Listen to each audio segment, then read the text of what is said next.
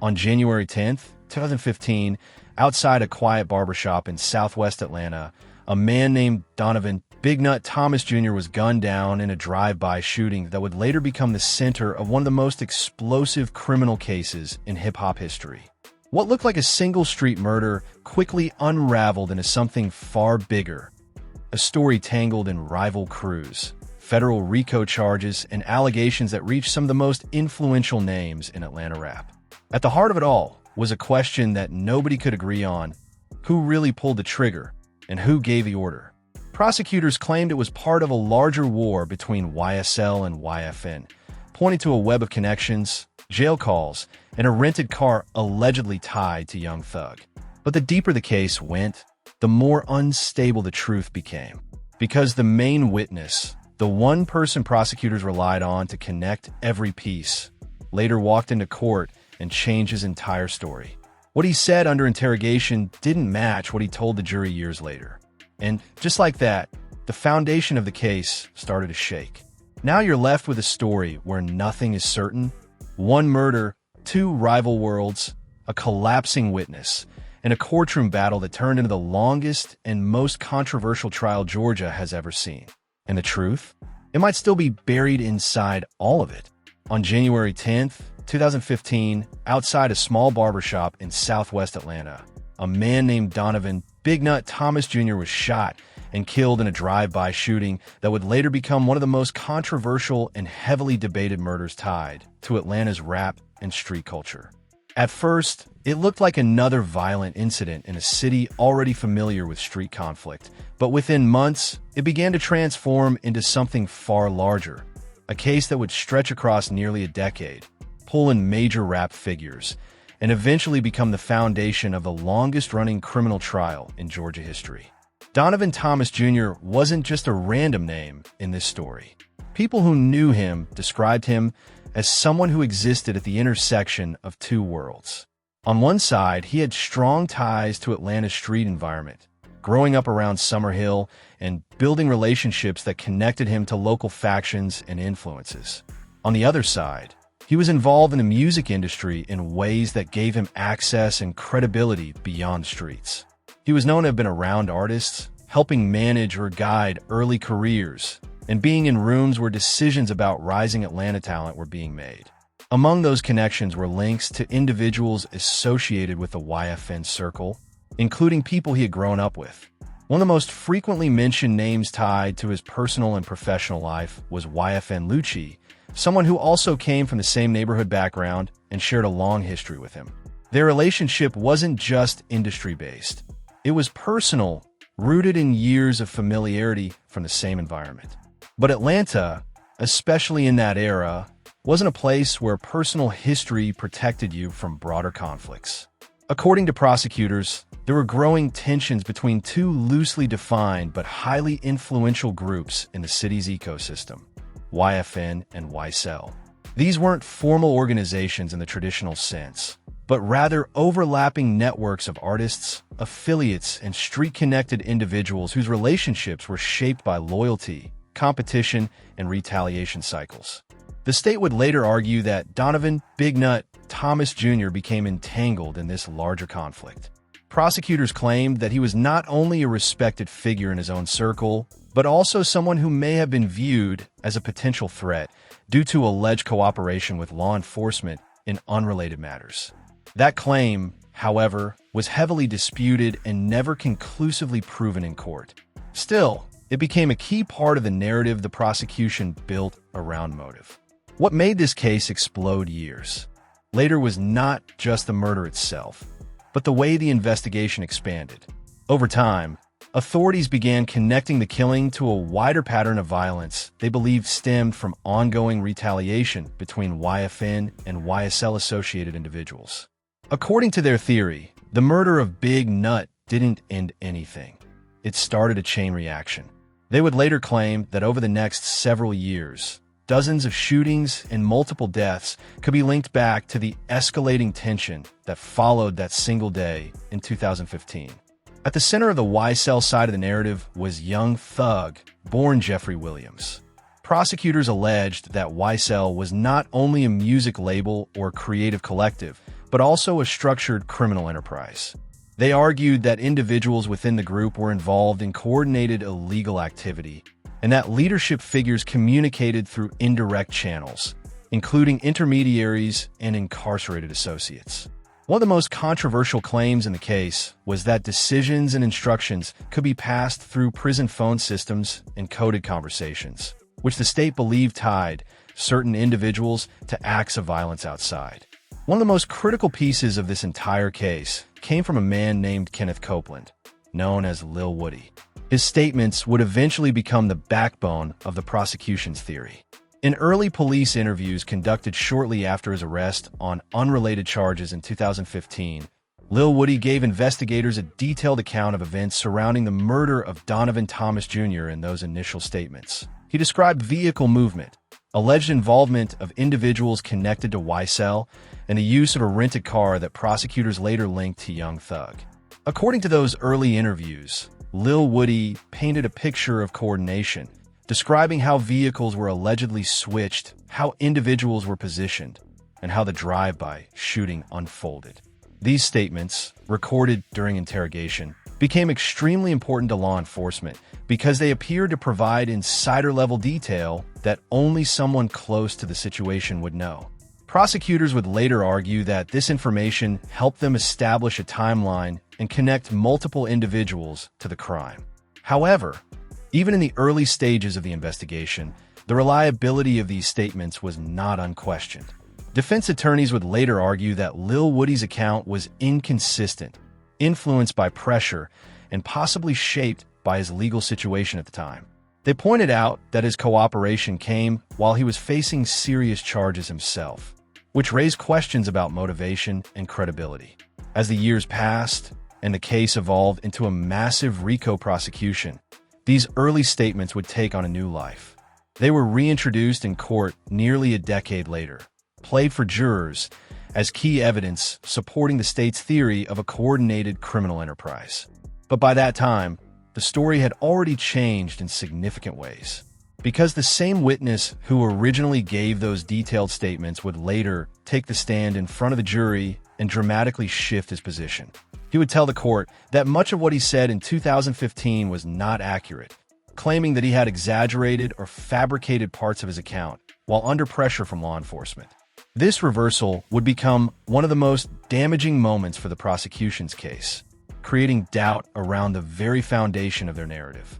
But before that courtroom collapse, before the conflicting testimonies and legal chaos that followed, the case of Donovan "Big Nut" Thomas Jr. remained anchored in one central fact. A man was killed in 2015, and the truth behind who ordered it and why was still deeply contested. And as investigators expanded their scope, what started as a single homicide case began to evolve into something much larger, a multi-year legal battle that would connect street-level conflict, the Atlanta rap industry, federal racketeering laws, and a network of witnesses whose stories would later contradict each other in open court.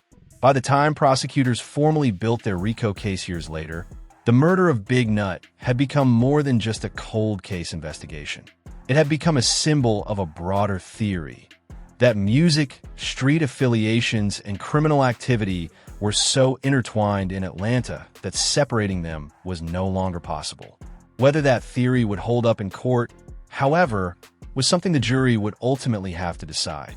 And that decision would depend heavily on people like Lil Woody, whose words, once treated as key evidence, would later become the most unstable part of the entire case.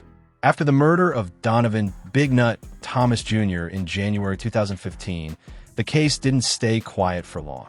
What initially looked like a local homicide investigation in southwest Atlanta slowly started to evolve into something much bigger, as detectives tried to piece together who was involved and why.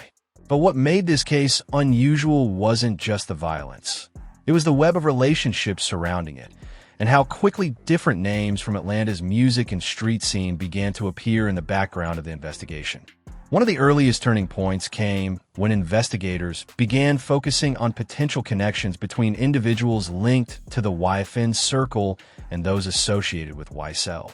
At the time, These weren't formal organizations in the way people later described them in court, but more like overlapping networks of friends, associates, and artists who moved in the same spaces.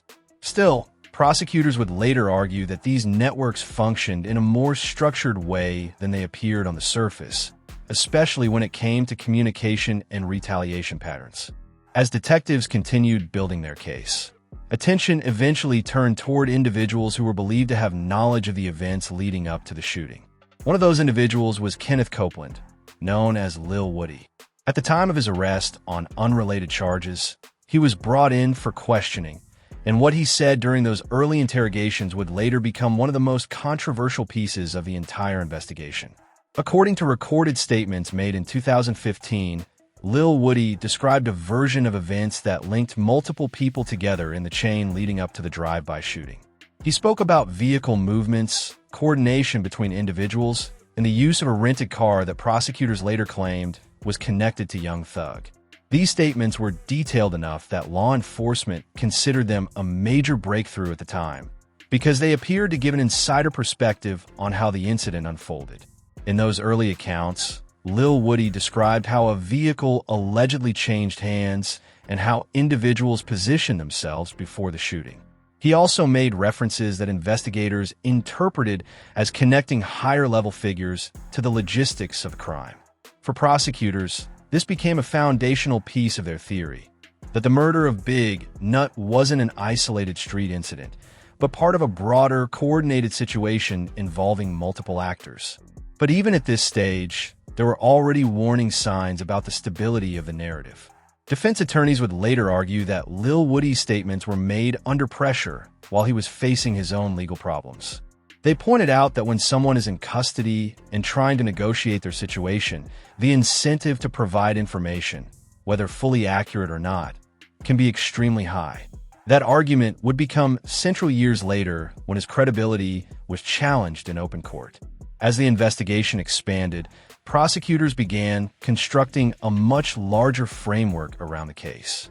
They argued that the murder of Big Nut was not just about personal conflict, but part of a wider cycle of retaliation between two groups they identified as YFN and YSL. According to the state, this cycle didn't stop with one shooting. It escalated over time, leading to multiple violent incidents across Atlanta over several years. One of the most serious allegations made by prosecutors was that certain individuals were not only involved in street-level activity, but also part of an organized structure that allowed communication and coordination to continue even when key figures were incarcerated. They pointed to recorded jail calls, social connections, and financial relationships as evidence that the network remained active despite arrests and indictments. Within this framework, Young Thug, whose real name is Jeffrey Williams, was positioned by prosecutors as a central figure in the YSL network. They alleged that YSL operated not just as a music label or creative collective, but as a structured criminal organization with internal communication channels and hierarchical influence. The state argued that decisions and instructions could be passed indirectly through associates, creating a chain of responsibility that extended beyond direct involvement. However, none of these claims were simple or uncontested. The defense consistently pushed back, arguing that prosecutors were taking artistic identity, music branding, and social affiliation, and reframing them as criminal structure. They maintained that YSL was a record label and creative movement, not a gang enterprise, and that the state was building a narrative that stretched interpretation beyond evidence. Meanwhile, the most important witness in the case, Lil Woody, remained a central figure in both versions of the story. His 2015 statements were repeatedly referenced as key evidence, but as the years passed and the case moved toward trial, questions about their reliability only grew stronger. The fact that these statements were made during a custodial interrogation added another layer of complexity, especially as defense attorneys emphasized the possibility of coercion, confusion, or strategic exaggeration. By the time the case reached the courtroom years later, those early statements had already taken on a life of their own. They were no longer just interview recordings. They had become the backbone of a federal RICO prosecution that tied together multiple years of alleged activity. Prosecutors used them to connect timelines, establish relationships between individuals, and support the theory that the murder of Big Nut was part of a broader coordinated conflict. But the courtroom would introduce a completely different problem. Because when Lil Woody finally took the stand, the version of events he presented was no longer aligned with what investigators had originally recorded. Instead of reinforcing the prosecution's narrative, he began to distance himself from it, telling the jury that parts of his earlier statements were false, exaggerated, or made under pressure. This shift created immediate tension in the trial. A witness who was once considered critical to the state's case was now undermining the very statements that had helped build it. The prosecution attempted to maintain control of the narrative, but the damage was already being done. Every inconsistency raised new questions about what could actually be trusted. As the trial progressed, the courtroom became less about a single murder and more about credibility, memory, and pressure. The jury was now being asked to evaluate not just what happened in 2015, but whether any of the key accounts presented years later could be relied upon at all. And as this tension grew, the case of Donovan "Big Nut" Thomas Jr. transformed again. It was no longer just about the events of one night in Southwest Atlanta. It had become a legal and cultural battle over truth itself, where every statement, every witness, and every connection was being pulled apart under the weight of a trial that refused to reach a simple conclusion. By the time the trial reached its final stages, the case surrounding the murder of Donovan "Big Nut" Thomas Jr. had already shifted far beyond a standard homicide prosecution. What was once an investigation into a single drive-by shooting had evolved into a sprawling courtroom battle involving conflicting witness testimony, disputed interrogations, and a legal theory that attempted to connect music culture, street affiliations, and long-running rivalries into one unified criminal narrative. At the center of that courtroom storm was Lil Woody, the same man whose early 2015 statements had helped shape the foundation of the state's case. Those recorded interrogations were presented to the jury as critical evidence, played back in court to show what investigators believed was insider knowledge of the shooting and the events surrounding it. In those recordings, he had described vehicle movements, alleged coordination, and a chain of events that prosecutors used to build their timeline of the murder. But when Lil Woody took the stand years later, the story began to fracture in real time. Instead of reinforcing the prosecution's narrative, he started distancing himself from it. He told the court that parts of what he said back in 2015 were not accurate, claiming that he had been under pressure and trying to protect himself while speaking to law enforcement.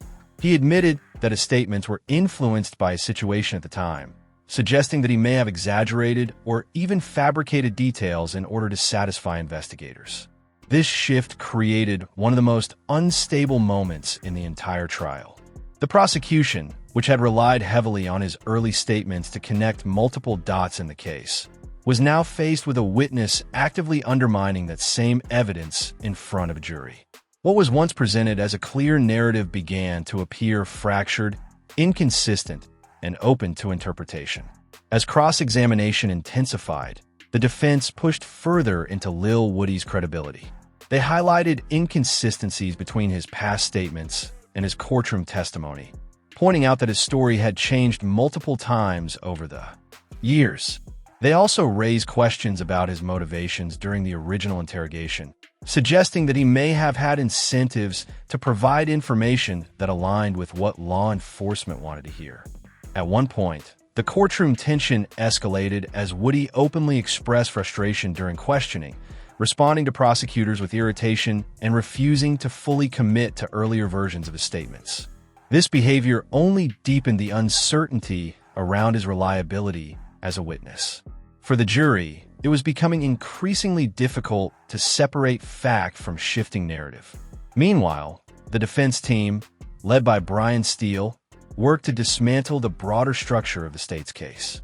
They argued that prosecutors were building a complex theory of conspiracy based on interpretations of relationships, associations, and music industry branding rather than direct evidence of coordinated criminal activity. In their view, the state was attempting to transform cultural identity and artistic affiliation into proof of gang structure. Steele also focused heavily on alternative explanations for the events surrounding the murder. He emphasized that personal conflicts existed independently between individuals involved in the case, and that these disputes could have played a role in the violence without requiring a larger organized framework. By introducing these alternative possibilities, the defense aimed to create reasonable doubt around the prosecution's central theory. As the trial continued, the jury was presented with two competing realities. In one version, the murder of Big Nut was part of a larger organized pattern tied to ongoing conflicts and structured relationships. In the other, it was a tragic but more isolated event influenced by personal disputes, misunderstandings, and unreliable testimony. The difficulty for the jury was that much of the case rested not on physical evidence alone, but on interpretation of conversations, of relationships, and most importantly, of statements made years apart that no longer matched. Every major claim seemed to carry a counterclaim. Every piece of testimony appeared to have a contradiction attached to it somewhere in the record. Even the alleged connection between Young Thug and the broader narrative became a point of intense debate. Prosecutors presented the idea that his role within YSL placed him at the center of a network where influence and communication could extend beyond direct actions. The defense, however, insisted that this interpretation stretched the boundaries of criminal liability too far, turning association and artistic identity into criminal evidence. As closing arguments approached, the trial no longer felt like a straightforward attempt to solve a murder.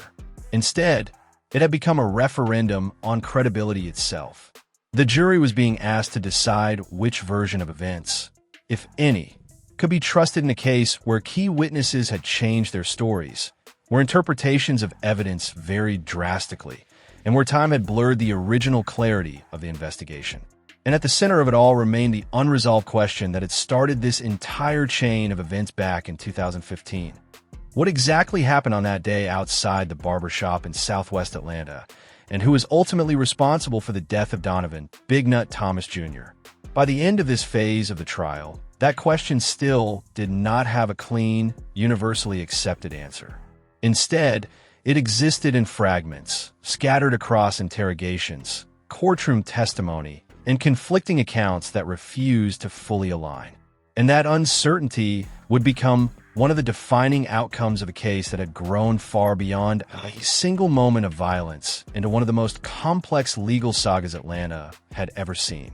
If you want more deep dives like this, where we break down real courtroom drama, rap industry conflicts, and the untold details behind major cases, make sure you subscribe and stay locked in. Because this story is just one piece of a much bigger picture. There are more cases, more hidden connections, and more courtroom moments that never make it to the surface the way they should. Drop your thoughts in the comments on what you think really happened in this case and who you want the next breakdown on. The truth in these stories is never simple, and the deeper we go, the more complicated it gets. Stay tuned, because the next one might change the way you see the whole game.